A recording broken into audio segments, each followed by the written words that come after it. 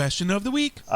This week, and it was, kind of kicking back to our Mount Rushmore series. I thought we never did the tag teams. So let's do that this week and kind of lay out who would be our top four tag teams personally. So why don't we work from the bottom up? Like our number 4, we'll go around number 3, and then work our way up to number 1.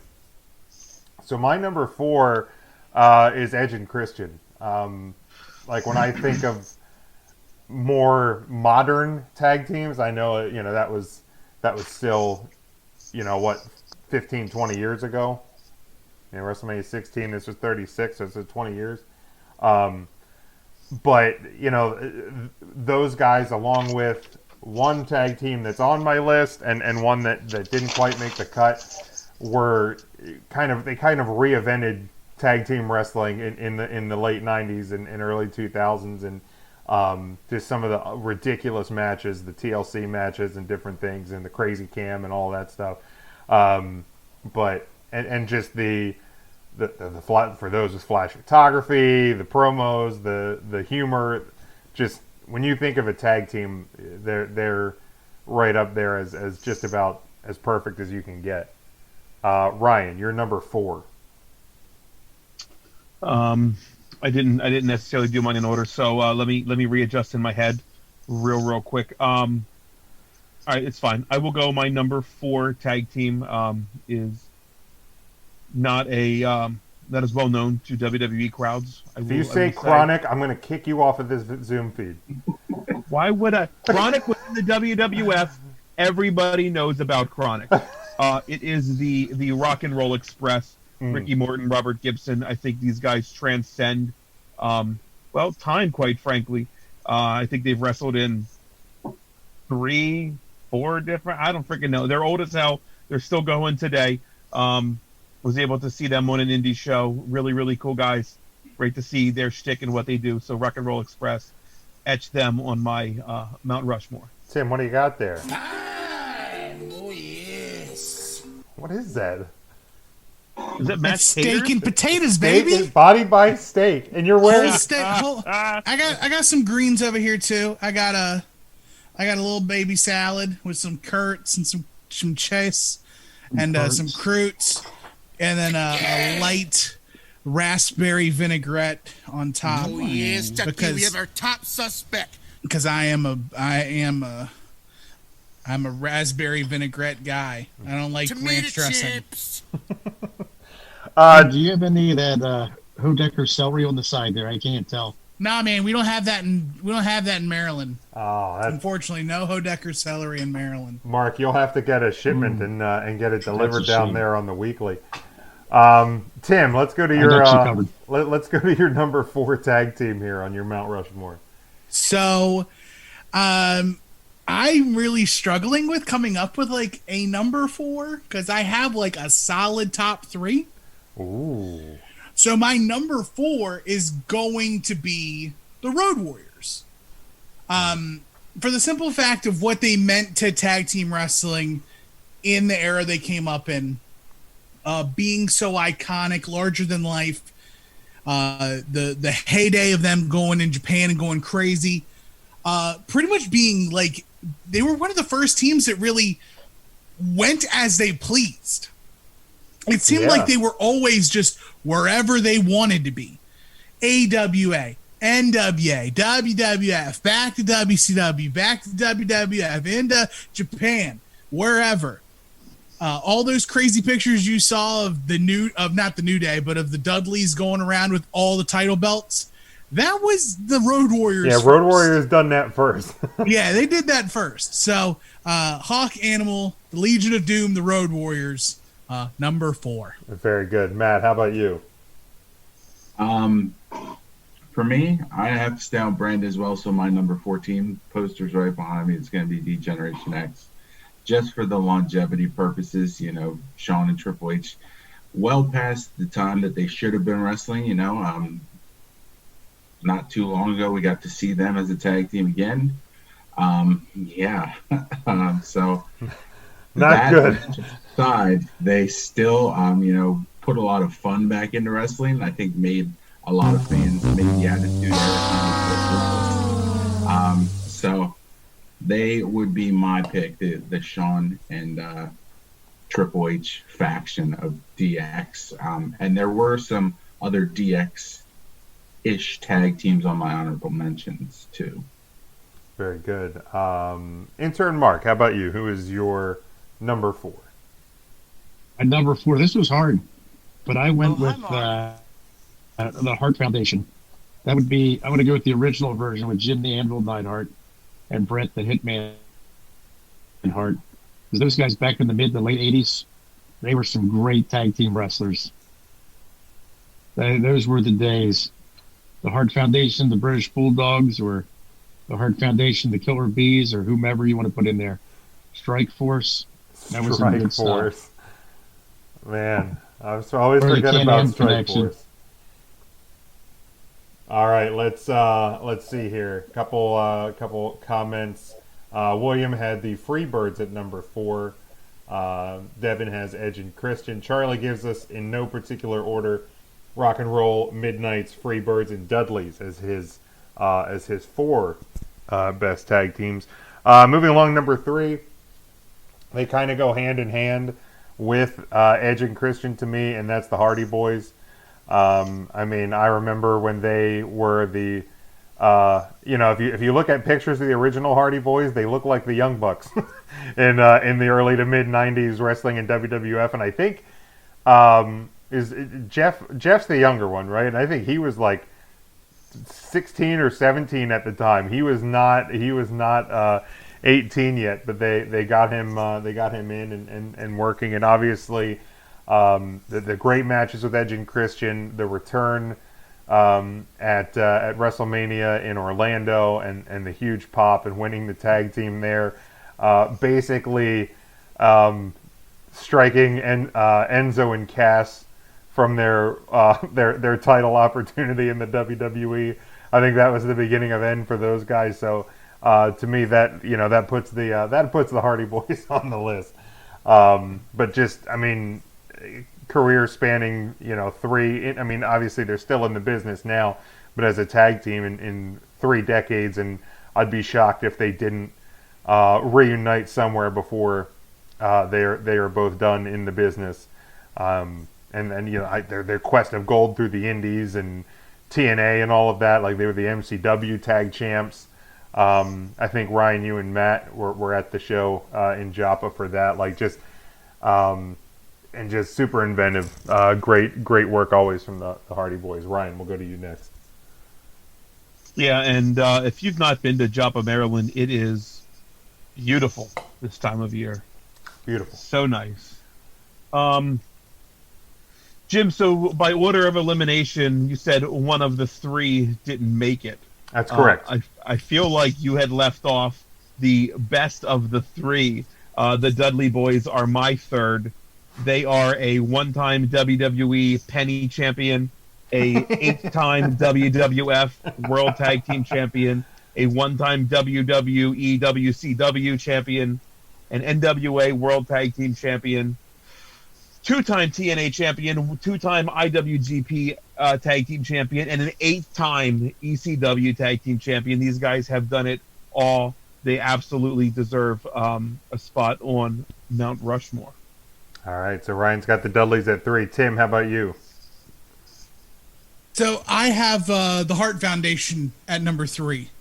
They could match up against any style of team, whether it's 2 big bruisers like Demolition, whether they're going against 2 speed guys like the Rockers, whether they're against going 2 technical guys like the Rougeau brothers.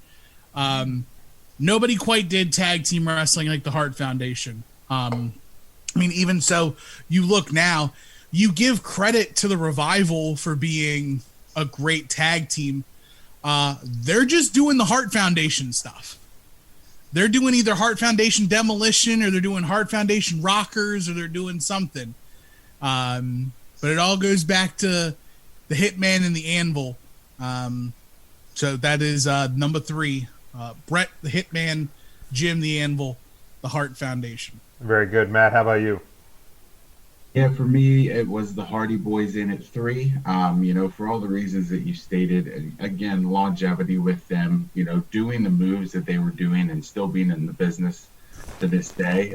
Very impressive for them. Really got tag team wrestling back on the map with ENC and the Dudleys. So I think, their style is what really kind of kept the crowds in, and I think that plays an important role. So got to give them the nod at number 3. All right, intern Mark, how about you? Number 3, I'm going to go with Arn Anderson. And really any partner you gave him. But if I had to pick one, I'd say Tully Blanchard and Arn Anderson.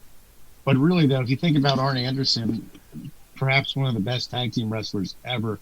It didn't matter if he was in there paired up with a guy like Paul Roma or Bobby Eaton or there was dozens of them.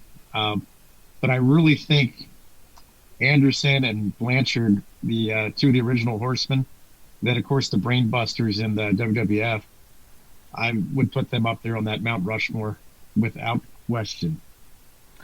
All right, looking at the comments here, Devin has edge the Dudley Boys at number 3. Charlie takes the Midnights off of his and adds in the Steiners. The Steiners were one that was close to my top 4, but didn't quite make the cut. So again, if you're following along in the live video, give it a like, give it a share. We'd appreciate that.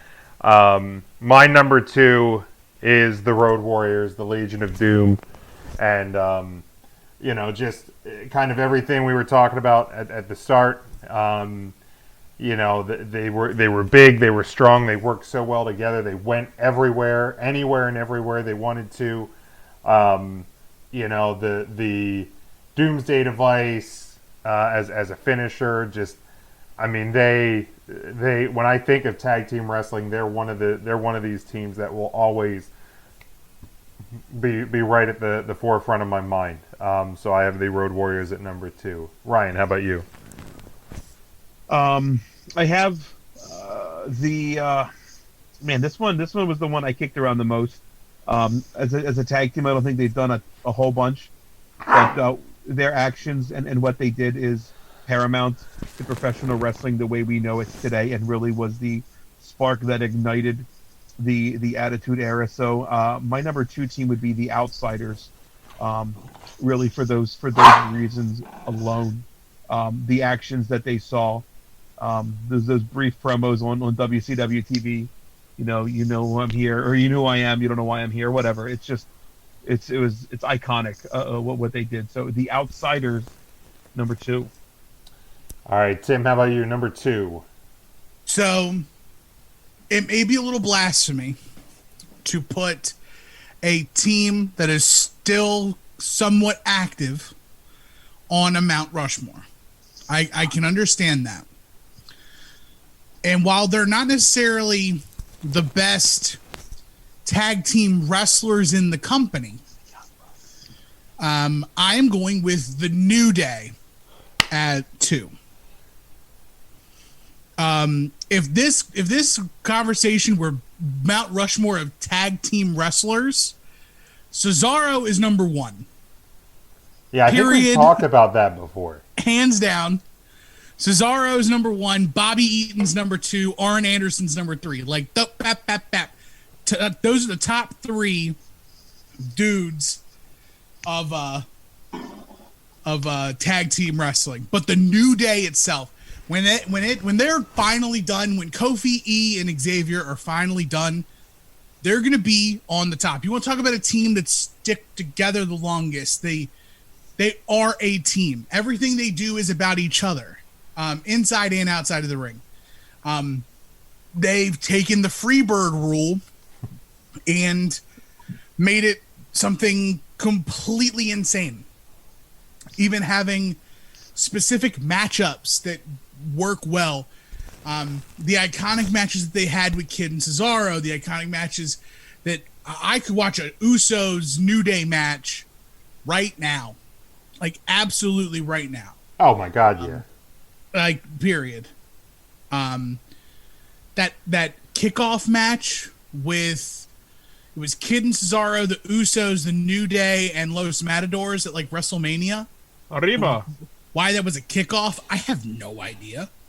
But to me, Kofi, Big E, and Xavier are the second best tag team all ever. time good place. If I have to pick a lineup from the New Day, if I can only pick two, it's Big E and Kofi. Okay. I like the traditional New Day tag lineup. Well, and Xavier out on the sideline or out on the outside with the trombone. I mean, it's that's that would be the team that I would pick as well. Yeah, with them. Just because when Xavier's in the ring, or when he is a tag team featured, he's like, and this is no disrespect, but he's a lesser version of the guy he's replacing. Okay, that's fair. He's a little bit slower than Kofi, a little less dynamic than Kofi, or he's a little bit weaker than Big E, not as explosive as Big E. Right. I've always loved the big man, little man tag teams. But it is the New Day, number 2. All right, Matt, how about you? Who's your number 2? Before I name it, Tim, if you're putting Cesaro teams in the Mount Rushmore behind Kings of Wrestling, who are the other 3? The bar is really good. Kid and Cesaro are fantastic. And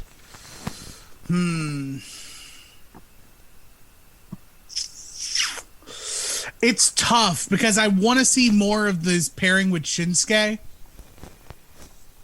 And but yeah, I'm gonna go probably Nakamura as 4th. Okay.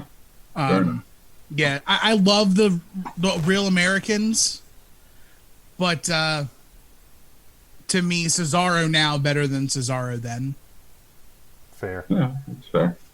All right, for me, Jim, you'll appreciate this. Number 2, Hart Foundation. I give you shit, but there's no denying the talent that was on that team, the importance of them to tag team wrestling. It's just a lot of pure good wrestling when the Hart Foundation was in the ring. A lot of good tag tactics when they were in the ring. It's a very well-rounded tag team for what they did. So definitely can't have a Mount Rushmore without the Hart Foundation, in my opinion. I might isolate that audio. Intern Mark, who is your number 2?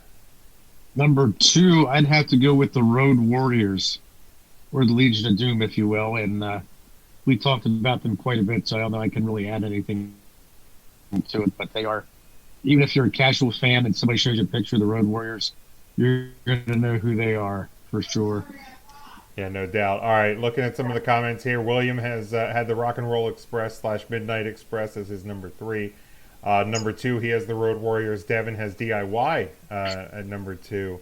And Nikki has her top 4. Number 4, Acolytes. 3, New Day. 2, Killer Bees. And number 1, the Dudleys. And Charlie says, Mrs. Thrower says Hulk Hogan, Hulk Hogan, Hulk Hogan, and Hulk Hogan. All right, so let's move here to number 1. This should be no surprise for Big Jim. I have the Heartbreak Kid, Shawn Michaels, and Marty Jannetty, the Rockers, at number 1. No. He killed a man. No, he says he didn't. He says he didn't. No, he allegedly killed a man. Yeah, my number 1 is the Hart Foundation. I mean, the technical ability of Bret, the power of Jim the Anvil Neidhart. And at the time, I mean, the tag team wrestling in the WWF, and even if you go back to Stampede, some of the stuff they did with the Bulldogs and Stampede was just kind of unheard of at the time. The Bulldogs almost cracked my list as well. I think the British Bulldogs were a fantastic tag team. But yeah, it's the Hart Foundation. They're my number 1 tag team, and it should be no surprise for fans of this program. Ryan, how about you? I did have some honorable mentions I want to knock off real quick. I did have the New Day on my list. They were on 4 until I probably moved the Outsiders into the list. I also had the Fart Foundation on my list as well. And obviously, we can't talk about tag teams without talking about our namesake Recount, who is a one-time NWA Wildside Tag Team Champion and collectively a one-time WCW Hardcore Champion that they won and defended with the Freebird rule as well. My number one's obviously the Road Warriors, Legion of Doom. I think you look at them, and that is your model tag team. If you say to any promoter, like, I want you guys to pick a tag team, and I mean everything from the biker sort of thing, the face paint, the WWF, spiky shoulder pads, just everything about them. It was so cool to be a Road Warrior LOD fan. So they are my numero uno. However, if we're talking about teams that are right now and still very current, I'd have to put Nia Jax and Shayna Baszler on this list too. Team Shania's got something going. We will talk about Team Shania here coming up in our next segment. Man, I feel like a woman. Tim, who do you have at number 1? I mean, Ryan, that list is pretty nice. It don't impress me much, but whose bed have your boots been under? My number 1 is a good brother tag team. Actually, it's probably the best brothers to ever tag together. I'll also do some honorable mentions. Got to talk about Demolition. Got to talk about the Usos. The Kings of Wrestling, obviously.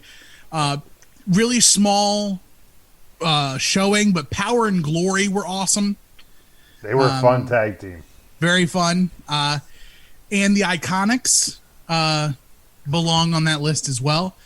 But my number 1 tag team, and Charlie has mentioned them. It is Rick and Scott Steiner. The Steiner brothers. I wondered if you were going to go that direction. Heck yeah. Man, the Dogface Gremlin and Scotty, to me, they are the upgrade of the Road Warriors. 2 big dudes could beat you up, but they're legit shooters. Both technical wrestlers. You talk about power slams. Rick Steiner was catching fools out of midair and just dumping them. The Steiners, go back and watch their late 80s, early 90s stuff. Dog, man, they are just destroying teams. It's a great call. Yeah.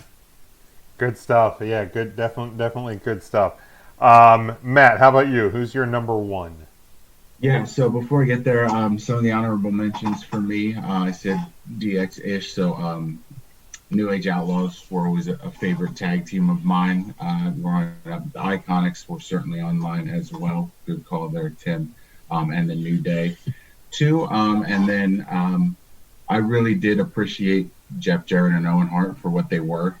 Back then, I thought they were a lot of fun as well. Very good heel tag team. So those would be my honorable mentions. The number 1 for me, Ryan had said it earlier when we were talking about, the 3 big tag teams that kind of reinvigorated tag team wrestling. I thought the best of them was the Dudley Boys as well. So they would be my number 1. Just, again, longevity, going through different companies, bringing kind of extreme rules into tag team wrestling. Do we see TLC without the Dudley Boys? I don't know. Does that become the staple that it is now? A whole pay-per-view? We wouldn't have a Big Show Eric Rowan stairs match if not for the Dudley Boys. And that's why they didn't make my top 4. No, I mean, you just have to appreciate what they did back then. They just kind of bruised through every tag team back then. It was a lot of fun to watch those 3 teams go at it. But the Dudleys always stood out above the rest for me. All right, very good. Intern Mark, how about you? Who is your number 1? Well, I'll do my honorable mentions real quick. The Jumping Bomb Angels, the Fantastics, American Males, the Colossal Connection, Natural Disasters, all great tag teams. My number one, I'd have to go with the Rock and Roll Express. Those guys were, as they say, over like Rover in the 80s. Just incredible. They're still going today. But were they over like if you really fidget think about it, spinners, in the right? 80s, if they Sorry, they're over like Smokey. I didn't hear what you said. I asked Ryan if they're over like fidget spinners. Ryan almost killed us on commentary one night at PWE when he dropped that one. But sorry, I interrupted you there, Mark. I never would use the word that's all over right. either. I said as popular as. Splitting hairs, but continue, Mark.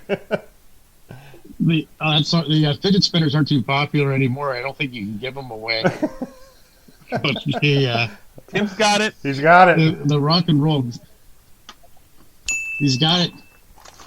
The Rock and Roll Express. And those guys back in the 80s, if they were printing T-shirts with them on it or posters, I can't imagine how much money they make off them. But T-shirts weren't quite as popular back then at wrestling shows, and at least not in the NWA and posters. But those guys, and it's still going. In 2020, they're still a team and wrestling occasionally.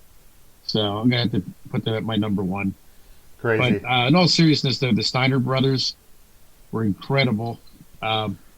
Terry Gordy was one of the original Freebirds, and Dr. Dusty Williams. They were a tag team. They were more popular in Japan, but they had a feud with the Steiners that was just unbelievable. Miracle Violence Connection. That was really good. Those guys were unreal. I don't know, like legitimately, if there would be a team even today that could have beat Gordy and Dr. Death back in their heyday. But all right, just that's what I got. looking at a So, couple. Mark, there's still not a table at Roots that's just selling fidget spinners? Well, You know what? There used to be when the fidget spinners were popular. I remember going up there the one week. I forget how much they were, maybe $5, and then the following week they were up to $7. Then the next week they were at $10, and now if there's a table there, it's a lonely table, and they're probably marked out at $1, and they still can't sell them. you couldn't pay people dollars to take them, but all right. Catching up here on the comments, Devin has the shame. The Rock and Roll Express is his number one. William has the Dudleys as his. Charlie says 2 honorable mentions because they scared him as a kid: the Natural Disasters and the Twin Towers. I remember the Natural Disasters as well. Before we move on here to our Clash of Champions preview, Devin sent this over to me, and I forgot to plug it. This Saturday night at the St. Anthony's Lounge in Downingtown, Pennsylvania, Valor Professional Wrestling makes its debut in Downingtown, PA. The main event is the champion of Valor, the Butcher Andrew Backlund, facing the Sexy Psycho Adrian Bliss. You can doors are at 3 p.m., 4 o'clock bell time. If you head over to Valor Pro Wrestling on Facebook, you can get all the full information there. It is an outdoor show. Social distancing, of course, will be practiced, as is the name of the game here in 2020. But if you are in the Downingtown, Pennsylvania area and you've got nothing to do on Saturday, please make out and support independent professional wrestling with Valor making their debut in Downingtown. So, boys, there's a pay-per-view this week. Is there, real quick, back to the tag team? Sure. Is there any glaring omissions that anybody can think of that wasn't mentioned from anybody? The only name I could think of was Harlem Heat. Wasn't brought up by anybody. You know, they were in this. They were one that I was kicking around. Again, it's hard when you're looking at just 4. Because, like I said, the Steiners came into my mind. Harlem Heat came into my mind. The Dudleys obviously came into my mind. And, I joked about them, but the Rockers. I mean, like, growing up as a WWF guy, I mean, the Rockers, they weren't long in the tag team world, but they stood out. To me, growing up, they but and one, and I know they were kind of a more of a joke in the WWF, but in terms of like longevity and like work as a team across the business, not that they should necessarily be on a Mount Rushmore, but the Bushwhackers are a team that there was actually consideration for me to put them on there, because those guys were a team. Forever. Literally forever. Yeah. Yeah, the sheep herders. Yeah, the sheep herders. So, but I don't. For me, I don't know if there was necessarily any super glaring omissions. The Nasty Boys weren't mentioned at all. Okay. Yeah. Harlem Heat. If I could do it all over again, I'd probably take the Road Warriors out at 4 and put Harlem Heat in.